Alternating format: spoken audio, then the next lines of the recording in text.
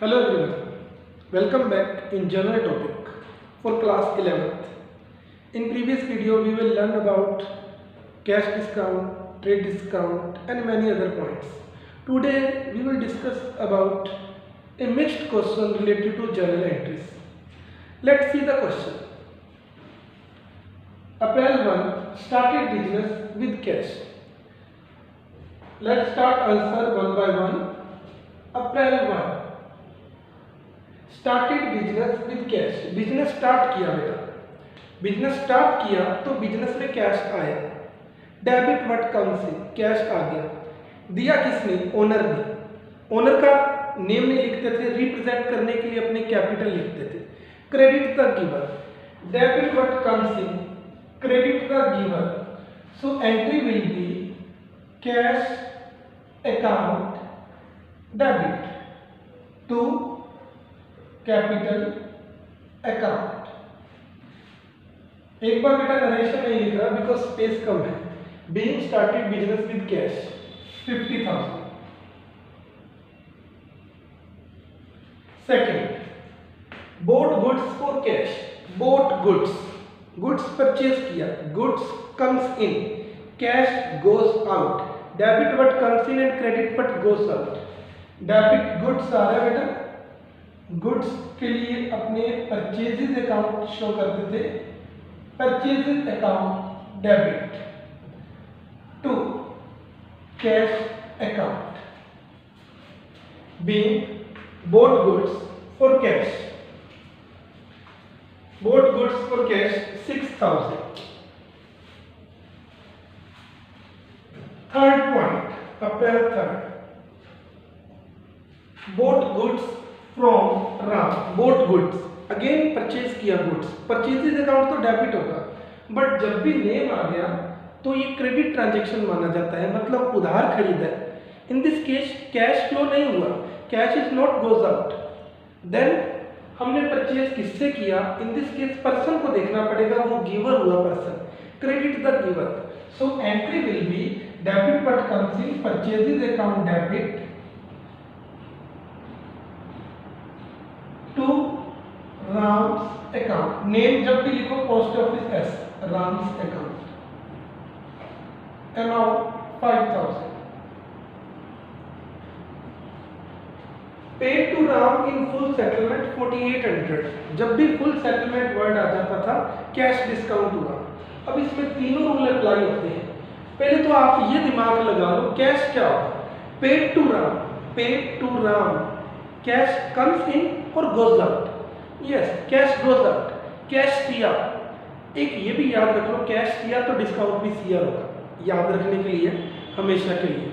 Cash दिया तो discount भी डीआर, कैश किया तो डिस्काउंट भी CR. Cash goes out, cash किया डिस्काउंट भी सीआर, बिकॉज प्रॉफिट हुआ ना 200 का, डिस्काउंट भी सीआर. किसको पे किए? रिसीवर कौन हुआ? Paid to Ram, Ram receiver हुआ. So entry will be Ram account debit, Ram's account debit. Total 5,000 देने थे राम को. कैश गोज आउट, कितना cash goes out? To cash account 4,800. तो रेस्ट 200 का प्रॉफिट हो गया, उसको डिस्काउंट अकाउंट लिखिए. डिस्काउंट रिसीव लिख सकते हो या ओनली डिस्काउंट लिख दो, चलेगा. Fourth one entry.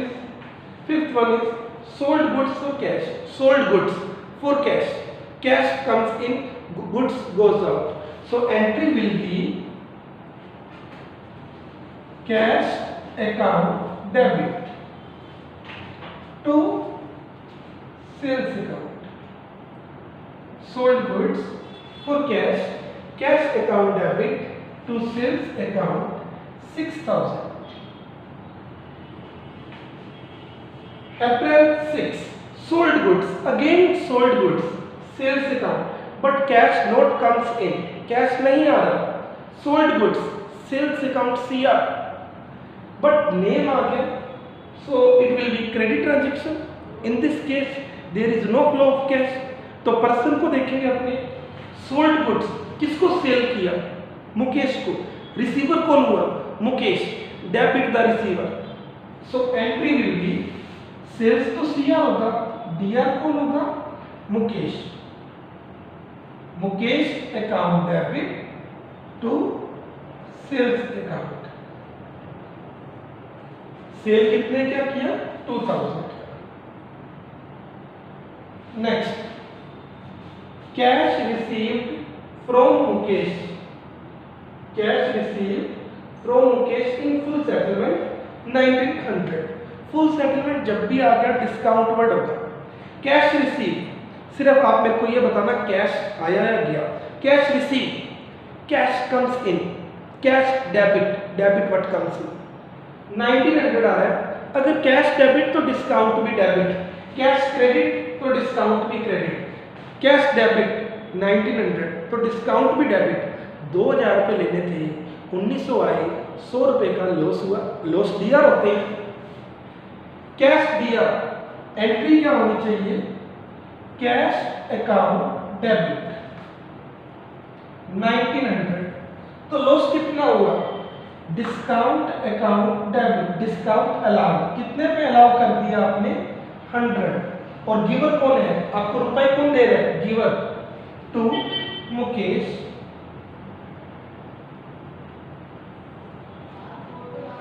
₹2000। Next entry,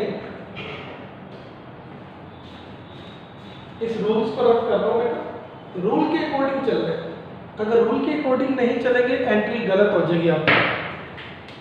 next entry check करें, 8th number entry.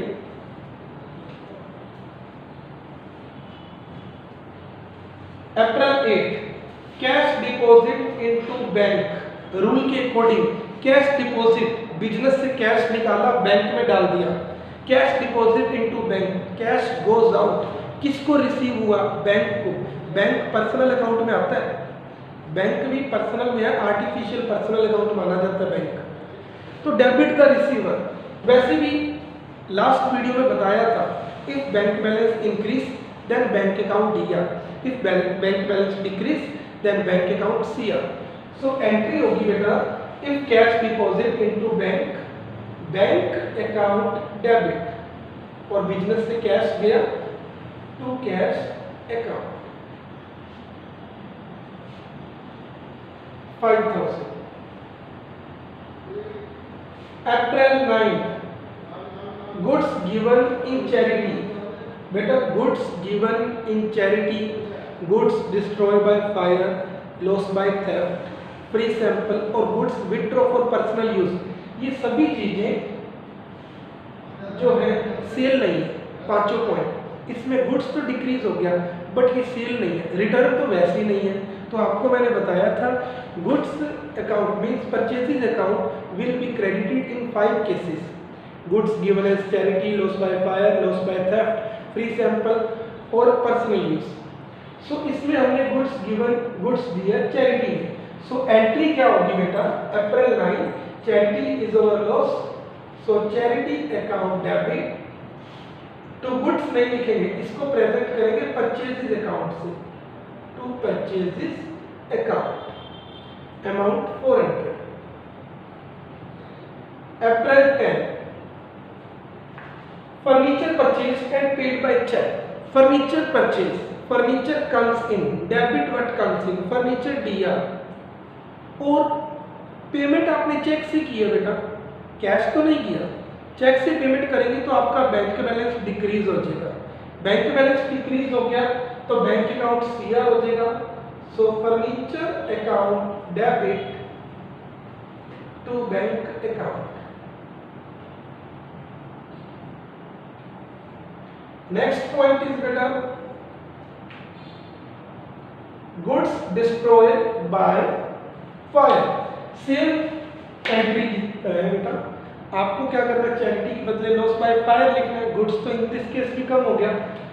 April 11, goods destroy by fire की एंट्री होगी loss by fire account DR to purchases account. In this case की गुड्स कम हो गया, कितने का गुड्स कम हो गया? 3000 का, so 1000। If insurance company admit claim, अगर यहाँ पर लिखा आ जाए आगे इंश्योरेंस कंपनी एडमिट क्लेम 800, तो हमें क्या करना पड़ता, एक एंट्री और बनानी पड़ती बेटा कि हमारा लॉस पहले 1000 का हुआ, बट 800 पे हमें इंश्योरेंस कंपनी दे देगी, तो हमें 800 से लॉस कट करना पड़ेगा। पैसा हमें लेना इंश्योरेंस कंपनी से, जिससे भी रुपए लेने होते हैं उनको डीआर करो और लॉस कम कर दो। आपका लॉस बाय 5 डीआर था, अब लॉस कम हो जाएगा। जब भी कोई अकाउंट कट करना हो उसको ऐसे कट नहीं करते, उसको उल्टा कर देते हैं, अपोजिट कर देते हैं, तो हमारा लॉस कम हो जाएगा बेटा 800 से। Next entry paid salary ₹500, salary की पेमेंट की बेटा आप लोगों ने। सैलरी इज ओवर एक्सपेंसेस, इसमें कैश गया, salary account debit, debit all expenses, credit but goes to cash 500। अगर यहां पर ये होता बेटा रेंट रिसीव, रेंट रिसीव लिखा होता 13 नंबर पॉइंट, रेंट रिसीव में कैश कम्स इन, और रेंट रिसीव लिखा आ गया, रेंट हमारी इनकम बन गई या प्रॉफिट बन गया, ऑल प्रॉफिट क्रेडिट होंगे बेटा, cash comes in, debit what comes in, cash account debit to rent account. Narration बेटा इसी लाइन को नरेशन में लिख देंगे, बट स्पेस नहीं था इसलिए नरेशन में लिखा। लास्ट में आप टोटल कर दोगे, लास्ट में आपको टोटल करना है बेटा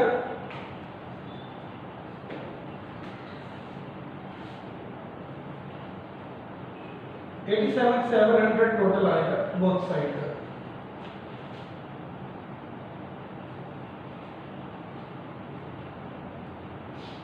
ये हो गया बेटा आपका जनरल टॉपिक मिक्स्ड एंट्रीज। इसके बाद बेटा नेक्स्ट अपने वीडियो में, नेक्स्ट अपने क्लास में मिलेंगे कुछ और जनरल एंट्रीज के साथ। ओके बेटा, गुड बाय।